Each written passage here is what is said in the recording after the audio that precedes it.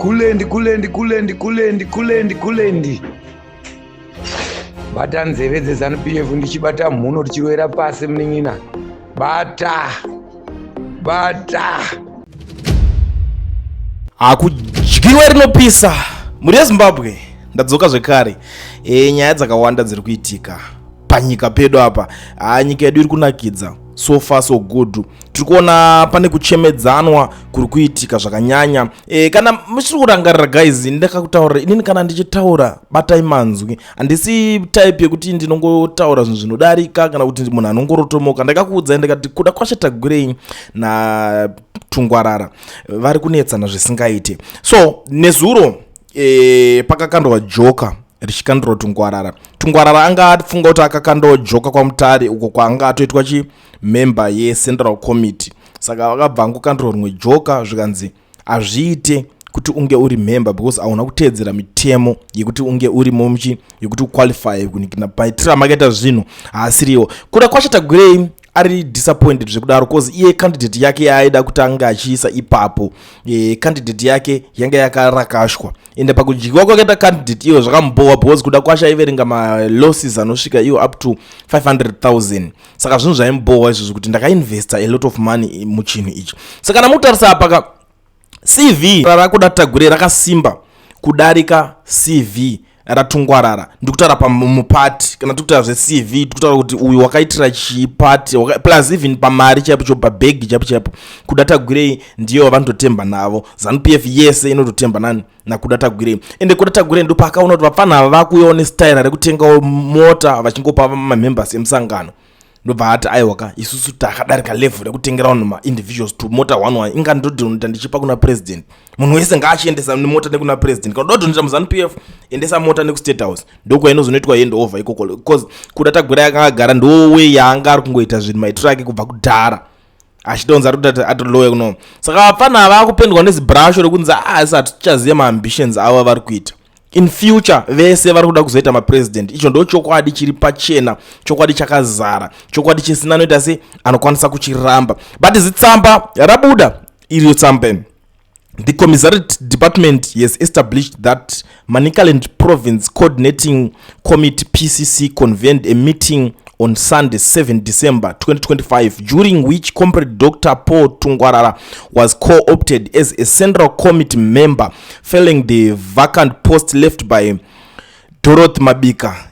In this regard, you are advised that the said co-option is nullified with immediate effect as the process contravened the Legal Affairs Department circular dated 30 June 2025, which set out mandatory guidelines and procedure for co-opting members into the Central Committee. Among other key provisions, the circular stipulates that any replacement must be drawn from the same administrative district as the outgoing member. In this case, the appropriate candidate for the vacancy must originate from Chipinge administrative district. This is to uphold the party's establishment principle of representation and ensure equitable distribution of seats across all administrative districts. Furthermore, you are requested to ensure that until this matter is resolved and Chipinge district has made a decision, any activity that involve insurance of money, goods or services by aspiring candidate will be deemed as vote buying.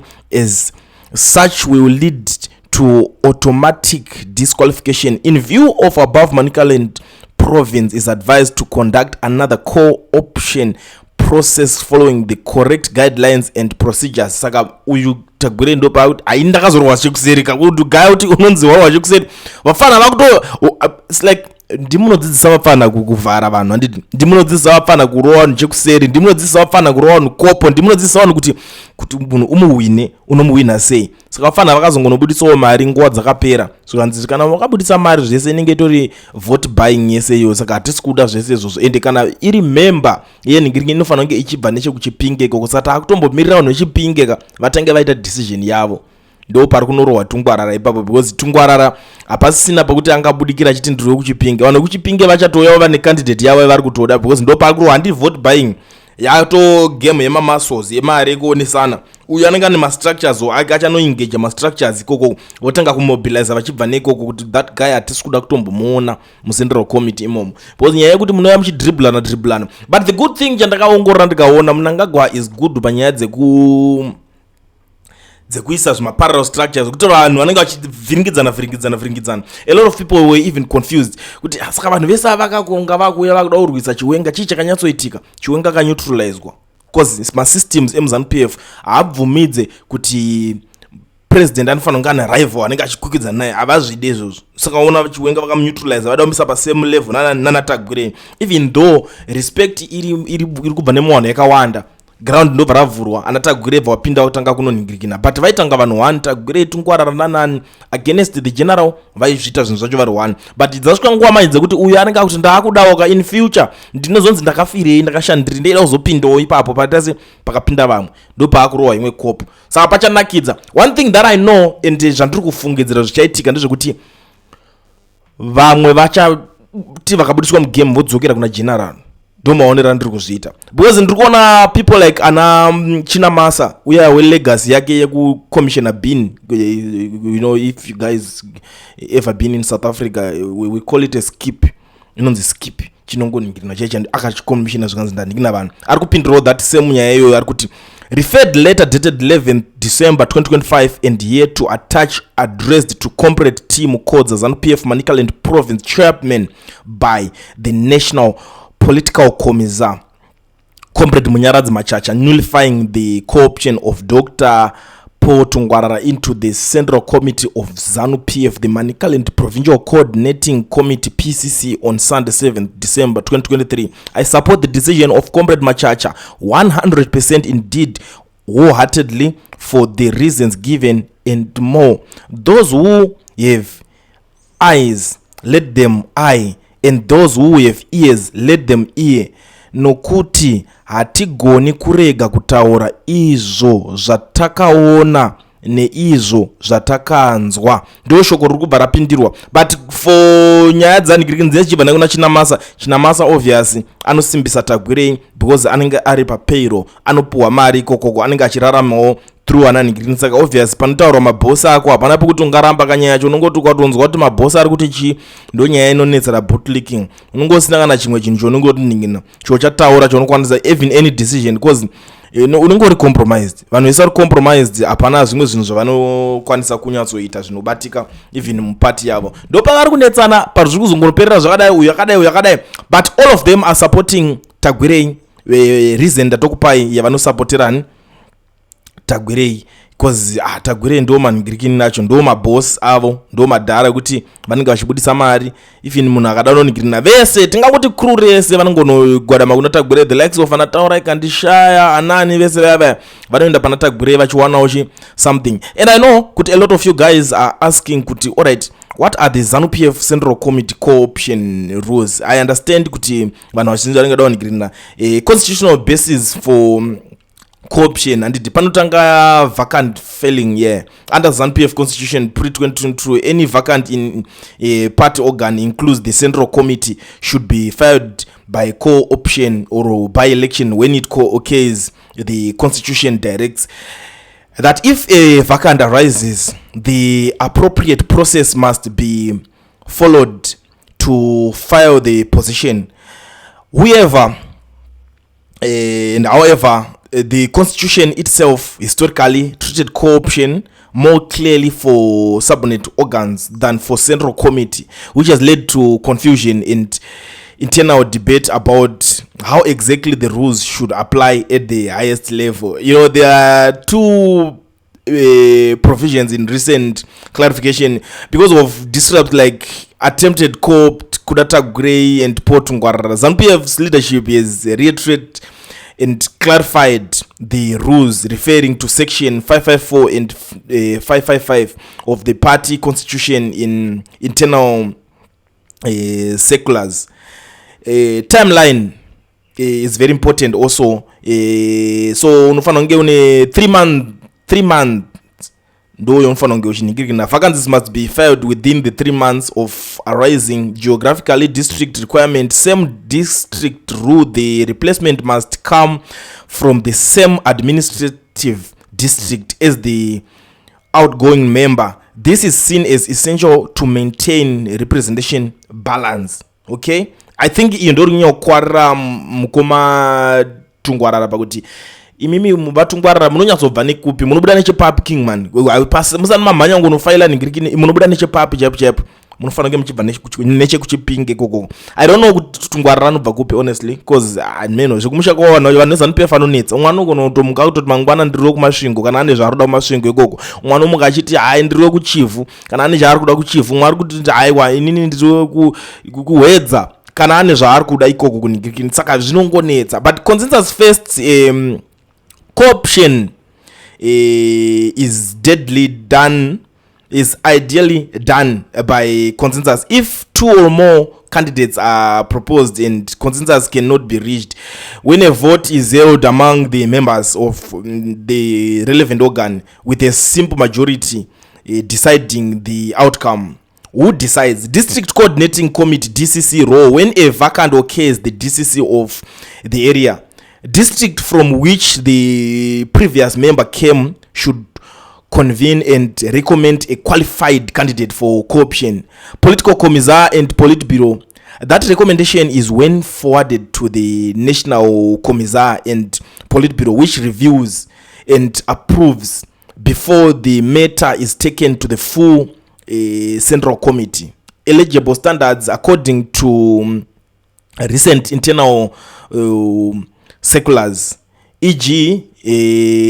circular 0635 issued by the party secretary general. Good standing, only fully paid up member in good standing may be considered. Experience requirement, eligible members are often required to have held office at provincial or higher level for a set period, e.g. continuous 5 years to qualify for Central Committee co-option. 4. Observers versus voters. People from other party organs may attend co-option meeting as observers, but they are not allowed to speak or vote, ensuring that only members of the relevant committee make the decision. 5. Why the rules matter. These rules have become politically important because they are meant to limit factional manipulation of the Central Committee, keeping co-option within constitutional bounds. Disputes have emerged over whether certain co-option like those of Tungwarara or Tungwarara properly followed the rules, especially above which organ should nominate and whether the same district rule was respected. So, what am I saying here? In short, ZANU-PF Central Committee co-option rules are designed to fill vacancies within 3 months, choose replacement by consensus or majority vote when necessary, ensure the replacement comes from the same district, require appropriate party structures like DCC Politburo to recommend and approve candidates, mainly eligible standard for co-opted members. So kana iwe usingabve kusemu nzvimbo, I think ndo nyaya yehombe ingoripo panapo. Kana usingabve kusemu nzvimbo ikoko hausi kukwanisa kunge uchinikirina ipapo, ende mufanira kunge makanikina makatedza marules ese anenge ari ipapo. Ndo zvavari kuita se zvavari kunetsa tsada vachiita, but politics dzinonetsa bo zvine zvakuvhiringidza. ZANU-PF yakazvijaira zvinhu zvekuti guys, Tungwarara akafunga kuti nguva yese kai achangoita uya tingoita tingovhiringidza, because their aim yanga iri yekuvharira General Sanyatwe kunze. Sanyatwe angatoda kutonza avharirwe kunze zviri serious. So vakauya vachitachi vakawanda imomo vachita confusion yavo, but pakuwanda kwavo vakazonobetrayana futi vamukati. Uyu ndobva atonorowa counter vese Tungwarara, because even vanenge vachifunga kuti okay, we have Tungwarara here and we have been working with Tungwarara for the past ameno manzi or mayeza vanga vachishanda vese. So kuti achande isusu our aim ndiye kuti tivharire Sanyatwe kunze, but ava manje vamwe vanenge vachisa mari yekuwanda vanenge vachicontrola chinhu, ndo vanenge vachiziva kuti isusu tine candidate yedu ningi ndiye achange achifanira kunge achipinda ipapo. Ndo zvinhu zvinenge zvichidiwa ipapo, but azinofamba mafambiro iwayo. Ndo masituations atiri kuona panapa muri yeZimbabwe ari kuitika. Kuchapisa, kuchanakidza. I hope ndatry kunyatsoifambira mushe nyaya izvo kuti munokwanisa kunyatsonzwisisawo. Kana musina kunyatsonzwisisawo, guys, please feel free to let me know. Kulent pane patinonyatsonzwisisa pakadai even kana mamwe questions ndokwanisa kupindura kana mu comment section kana muchinge maita mabvunza kuti kulent pane patinonzwisisa pane nyaya yakati chii chinozonyatsoitika kana zvadai to try kuti ase kudzifambira nhau idzi. But nyaya dzekuZANU-PF ndo zvavari kuita naizveso, ndo pakakamira zvinhu chese, ndo pavave iko zvinezvi. So I don't want to waste much of your time ndichinyautaura, but ndoda kubva ndatongoshandisawo mukana uno since zviri zvinhu zvakakosha zviri very important kuzivisa maZimbabweans vari muSouth Africa vese vanoda kuregisterwa macompany nekuvhurirwa maFNB business account vasina mawork permits kana mastart permits. Mazuva zviri easy nekuti pane company inonzi Education Research. Yes, mandinzwa mushe. Education Research inotungamirirwa nana Mukoma Owen. Ndo shasha idzi vanokwanisa kuregister company vakuvhurira FNB business account uri ikoko, and autombonide kuzvistressa uchitravela kuti ndoda kuti ndoita sei kuti ndozoenda kwavanoitira kumaoffices kwavo, vanokuitira over the phone kwauri ikoko. Iwo zvinozongonzi parodiwa chakati itaudai so, do this, senda chakadai so, udai so, uchitobatsirikana kusvika process yako yapera zvakanaka. But make sure kuti une passport iri valid. Passport iri valid ndo dzacho dzamunodhindisa idzodziya dzamuchita munenge muchiita idzodzo. Unokwanisa kuregisterwa company ovhurwa FNB business account. Maproblems anenge atokuperera, uchatomboswera uchitambudzika nenyaya dzeku mari yangu ichapindira kupi. Bozi vazhinji vanoita basa rekuti kana ada kutambira mari anotonetsa kuti account ndoiwana kupi kuti ndiisirwe mari, anotoda kutombonotsvaga someone kuti amubatsirewo pane a certain problem iyo. But izvezvi tiri kuti chi Education Research yabva yadedzera kuti hapasisina maproblems apa, zvinhu zvaanyorezvi, saka contact them. Namba dzavo ndo dzandasiya dziri paflyer idzo, torai munyatsotaura navo. Unenge watone account yako and iri business account zvekuti uri security guard wangu wachimbodadirwa zviya nevanhu uchinzi mari dziri kuzodididi, unenge watone company registered, murungu akangokudzinga papost porukushanda ipapo unongonoisa mapepa kune client wakutota se handisi kutendai munotorera varungu wenyu mapost, but ndiri kuti murungu wako futa nogona kungoramwa kuti handichade kurana this post, wakutosara wakupinda. Even kana uri garden boy, do you know kuti unokwanisa kuregister garden service? Zvitori easy. Wotoitawo chidhiri chako, wototenga chichampu chako, loan mo wako chichi, wakutofamba uchitoningirikina mari dzako dzichingoiswa mu account, wakutofamba uchitotsvaka mabasa. Ndiri kuitawo chakati zvinhu zvako zvakutokunikina. Handingazokuudzirei zvese because mava vanhu vakuru.